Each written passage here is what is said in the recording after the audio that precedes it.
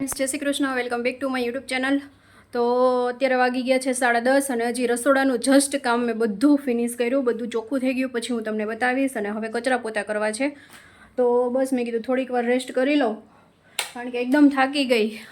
કેટલા 8 વાગ્યાની વળગી હતી તો 10:30 થયા.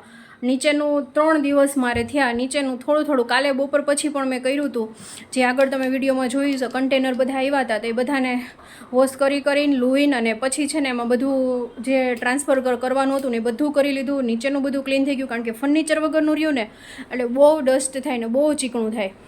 એટલે તમે મારો વેહ પણ જોઈ શકો છો કે કેવો થઈ ગયો છે, કારણ કે કન્ટિન્યુ તમે 2 થી 3 દિવસ છો ને મારે રસોડામાં થાય જ, કારણ કે એટલું ધૂળ ને એટલું થઈ જાય. કારણ કે 15-17 દિવસ હું હતી નહીં, એટલે પ્લસમાં ચીકણું પણ થયું હોય અને ગંધારું પણ થયું હોય, એટલે એકદમ હળવું ફૂલ જેવું રસોડું થઈ ગયું છે. અને બસ હવે આવા ખાલી મારા કપડાં ને એ બધું ગોઠવવાનું છે, પણ અત્યારે ખાલી કચરા પોતાને એ બધું કરી નાખું, પછી કપડાં સંકેલવાના ને એકારે સંકેલીને થપ્પો કરીને પછી આખો એક સેક્શન છે કબાટમાં લઈશ. તો ચલો વિડીયોમાં કન્ટિન્યુ રહેજો ફ્રેન્ડ્સ. તો અત્યારે વાગી ગયા છે 5:45 સવારની વાત છે. પછી મેં વિડીયો શૂટ કરેલો જ નથી, કારણ કે પછી રેસ્ટ કર્યો હતો ને એવું. તો હું મારું કિચન તમને બતાવું, મેં ક્લીન કરી નાખ્યું છે. મારું કિચન મેં એકદમ ક્લીન કરી નાખ્યું છે. આ બાસ્કેટ રાખ્યું છે કે જેમાં છે ને હું રાખીશ ટિફિન, આપણે પેલું શું કે રોટલી વાળવાનું એ ને બધું છે ને એ આમાં રાખીશ. એટલે બહાર પડી હતી ને તો મેં વોશ કરીને ટીશ્યુ પેપર ને રાખી દઈશ બસ. તો આ રાખું. આથણા ભરવાનું છે તો એ મેં વોશ કર્યું હતું, પૂરું થઈ ગયું હતું, એટલે એ પછી એમાં આથણું ભરીને ગોઠવી દઈશ. નીચે છે ને મારા સિરપ રાખ્યા છે. આમાં બધો છે યુટ્યુબનો, કાચની વસ્તુ ને એ બધી વસ્તુ છે. પછી આમાં જે વસ્તુ નીચેના જે સેક્શન છે ને એમાં બધું જે સિરપ છે ગોલાના, ને વચ્ચે ખાલી કોથળી એક કે જેથી તરત જ છે ને કેરી થઈ જાય, આપણને જ્યારે પણ જબલાને જોતા હોય ને ત્યારે મળી જાય, એટલે એને કુકરનું ઢાંકણું રાખ્યું છે ને ઉપર બસ આ વસ્તુ રાખી છે. અને આખું જો આવી રીતે કરી નાખ્યું છે મેં આ સેક્શન.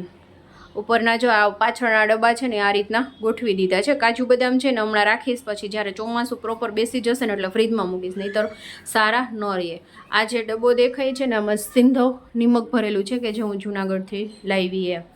અને આ બધા મસાલા જો નીચેનું સેક્શન પણ એકદમ સરસ રીતે બધું ક્લીન કરી નાખ્યું છે. અને ઉપર પણ તમે જોઈ શકો છો.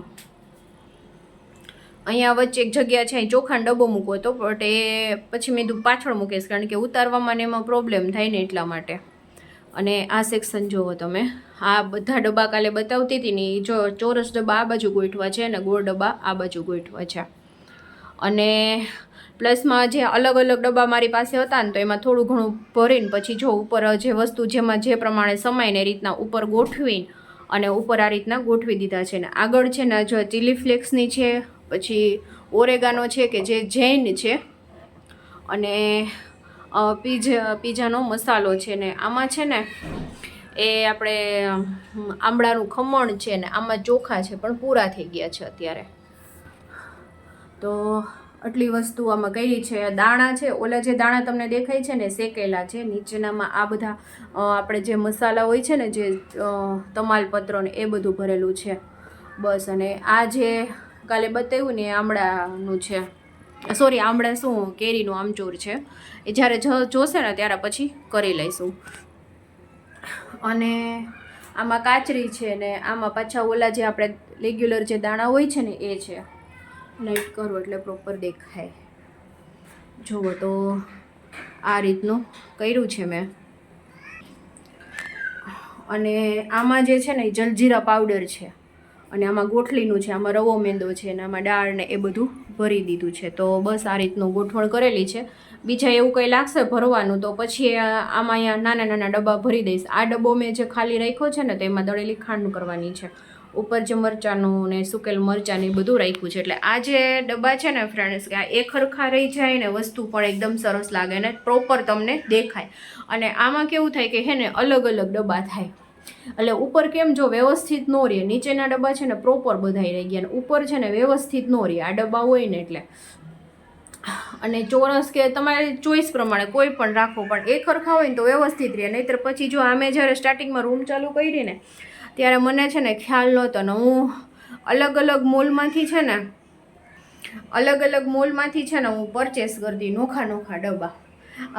જો ઓસિયા મોલમાં જાઓ ને તો ત્યાંથી લઈ આવતી. પછી જ્યારે અહીંયા નેશનલ હેન્ડલૂમમાં જતી ને તો ત્યાંથી મને ગમી જતા ને તો ત્યાંથી. ઓનલાઈન તો મેં કોઈ પરચેસ કર્યા જ નથી. તો એવું બધું હતું કે અલગ અલગ હું લઈ આવતી હતી એટલા માટે. તો બસ એટલા માટે એટલે બધા છે ને મારી પાસે અલગ અલગ થયા છે કે જેવા જે રીતના ગમતા ને ત્યારે છે ને એવું હતું કે રૂમ ચાલુ કરી પ્લસમાં સામાન આપણી પાસે તો આપણને પ્રોપર ખબર ન હોય કે કેટલા ડબ્બા જોશે શું જોશે. જે પ્રમાણે રિક્વાયરમેન્ટ થતી ગઈ ને એ રીતના હું ડબ્બા લેતી ગઈ. એટલે પછી અલગ અલગ બધા ડબ્બા થયા છે. એટલે પછી મને વિચાર આવ્યો કે જે ઓલા થઈ ગયા હોય કે એવું હોય ને તો એને ડિસ્કાર્ડ કરી નાખ્યા આ રીતના નવા ડબ્બા પરચેસ કર્યા. આમાં વસ્તુ હોય ને એ બી ખબર પડે ને પ્લસમાં એરટાઈટ છે એટલે બગડવાનો કોઈ ચાન્સ ન રહે. અને ઉપર જો આ એક ડબ્બો છે ને એમાં પરચુરણ એમાં ભર્યું છે કે એમાં જે મેથી છે ને તલ છે ને એવું બધું છે જે આપણે સુકવણીની મેથી છે ને એ બધું. આમાં વધારાના પાપડ છે, આમાં વેફર છે, આમાં કેકનો સામાન છે ને દાળ છે ને જો એવું બધું છે. અને આમાં છે ને જીરું સાફ કરવાનું કહેતી હતી ને હજી થયું નથી ને કંઈ થયું નથી એટલે એ ધાણા જીરુંનું એક ખાલી છે, બીજું બધું ભરી દીધું છે.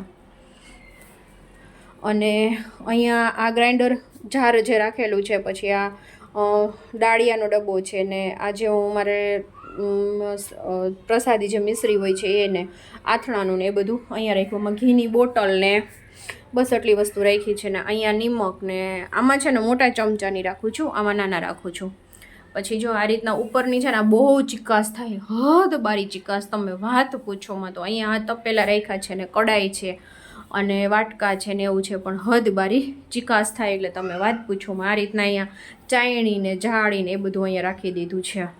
અને આ ટેબલ તો અહીંયા રાખતી નથી બટ મેં છે ને ધોયું હતું ટેબલને એટલા માટે. તો એટલા માટે રાખ્યું છે. ને હવે નીચેનું તમને બતાવું. અત્યારે વાગી ગયા છે 6:30 અને મને છે ને જોરદારની ભૂખ લાગી છે. તો મેં છે ને એક મસ્ત મજાની ભેળ બનાવી છે જે નાના મોટાને બધાને ભાવશે અને તમારી ભૂખ છે જે એ સંતોષાઈ જશે. અને એ બહુ જ હેલ્ધી બી છે અને એકદમ મસ્ત છે. તો ચલો બતાવું. તો જો ફ્રેન્ડ્સ આ મેં ભેળ બનાવી ને તો એમાં છે ને કેરી નાખી કાચી, પણ થોડી પાકી થઈ ગઈ હતી એટલે કાચી પાકી છે તો કેરી નાખી. પછી છે ટમેટા છે, સફરજન મારી પાસે પડ્યું તો એ છે, પછી ચીભડું છે અને સફરજન, ચીભડું, કેરી, મરચું અને ટમેટું. ઉપર છે ને ચાટ મસાલો મેં સ્પ્રિંકલ કર્યો. અને હવે જે મમરા છે ને એડ કરી દઈશ અને સરસ રીતે મિક્સ કરી દઈશ. મસ્ત મજાની ભેળ બની ગઈ. અને આ ભેળ એટલી સરસ તમને ટેસ્ટી લાગશે ને તો તમે વાત પૂછું માં ફ્રેન્ડ્સ, બહુ જ સરસ ટેસ્ટી લાગશે. અને બાળકોને મોટાને બહુ જ ભાવશે. ને આવી રીતના મારી જેમ તમને જો ભૂખ લાગી હોય ને અડધે ટકે તો તમે આ ઇન્સ્ટન્ટ બનાવી શકો. ને અત્યારે કેરીની સિઝન છે ને એટલે કેરી ને સફરજન ને ચીપડું ને એ નાખો ને એટલે બહુ સરસ. અને આમાં મીઠું નાખવાની જરૂર નથી, તમે મીઠા વગર એમનું ખાલી ચાટ મસાલો નાખી દેશો ને તોય સરસ લાગશે. અને ચાટ મસાલો ન હોય ને તો તમારે મીઠું આછું વતું નાખવું અને લીંબુએ આછું વતું નાખવું, નકર આમચૂર પાવડર નાખી દેવો એટલે બહુ સરસ બનશે. તો ચલો આવી જાઓ બધા ભેળ ખાવા માટે. ને બસ હજી સાંજની તૈયારી તો બાકી છે કારણ કે સાંજે છે ને બહુ મોડું થઈ જાય છે. કાલે તો છેક 9:30 પોણા 10 છે કઈ બધા. પછી તો હું જમવા બેસી ગઈ હતી એટલે જમવાનું બહુ લેટ. એટલે હજી છે ને તમે વિચાર કરો ને તો 2.5-3 કલાક તો બાકી થઈ જાય. કારણ કે અત્યારે ભૂખ લાગી છે ને પછી જો પાછી થોડીક મોડી ખાવ ને એટલે ભૂખ ખાવ મરી જાય. એટલે અત્યારે છે ને કટક બટક મેં કીધું ખાઈ લઉં એટલે વાંધો ન આવે, એટલે પછી સાંજનું પાછું ચાલે એમ. એટલે આટલી બધી ભેળ તો મારાથી પૂરી નહીં થાય, થોડીક વધશે એટલે થોડીક હું રાખી દઈશ ફ્રેન્ડ્સ અને અડધી ખાઈશ. તો ચલો મળીએ પછી. કે આવી જાઓ ફ્રેન્ડ્સ તમે લોકો પણ ભેળ ખાવા મસ્ત મજાની. અત્યારે વાગી ગયા છે 8 વાગી ગયા છે, 7:45 8 જ વાગી ગયા છે. 8 પાકું મને ખબર નથી, ચલો જોઈને કહું તમને કારણ કે મેં કેટલો ટાઈમ થયા ઘડિયાળમાં મેં જોયું નહોતું. ના 8:15 વાગી ગયા છે. અને મેં અહીંયા છે ને જો રસોઈમાં જે સિમ્પલ જ બનાવવાનું હતું, અહીંયા મેં ખાલી ટમેટાની સબ્જી બનાવી છે, સેવ ટમેટાની નહીં, ખાલી એકદમ રસાવાળી. અને અહીંયા ખીચડી બનાવી છે, ખીચડી અને ટમેટાની સબ્જી, બસ ઓનલી ખાલી ખીચડી અને રસાવાળી ટમેટાની સબ્જી. આજે એનો જ પ્રોગ્રામ છે એટલે બસ એ બંને વસ્તુ, શાક બની ગયું છે અને બસ ખીચડી ધીમે તાપે થાય છે. ખીચડી પણ થોડીક વારમાં બની જશે. તો બસ પછી આવશે અને પછી ફ્રેશ થઈને જમી લેશું. તો ને ઉનાળાની આવી ગરમી હોય ને ફ્રેન્ડ્સ, તો છે ને અઠવાડિયામાં એકવાર તો એવું થાય જ કે આપણે એકદમ સાદું ને સિમ્પલ જમીએ, સાદું ને સિમ્પલ કરીએ એટલા માટે. તો એટલે પછી હું વીકમાં છે ને એકવાર તો સાદું સિમ્પલ આવી રીતના રાખું જ છું, કરું જ છું. તો ફ્રેન્ડ્સ, વિડીયોને અહીંયા એન્ડ કરું છું. વિડીયો સારો લાગે તો લાઇક, શેર અને સબસ્ક્રાઈબ કરવાનું બિલકુલ ભૂલતા નહીં. અને ફેસબુક પેજ ઉપર તમે જોતા હોય ફ્રેન્ડ્સ, તો ફેસબુક પેજને પણ તમે ફોલો કરવાનું ભૂલતા નહીં. તો મળતા રહીશું નવા વિડીયો સાથે. ત્યાં સુધી જય શ્રી કૃષ્ણ, બાય બાય.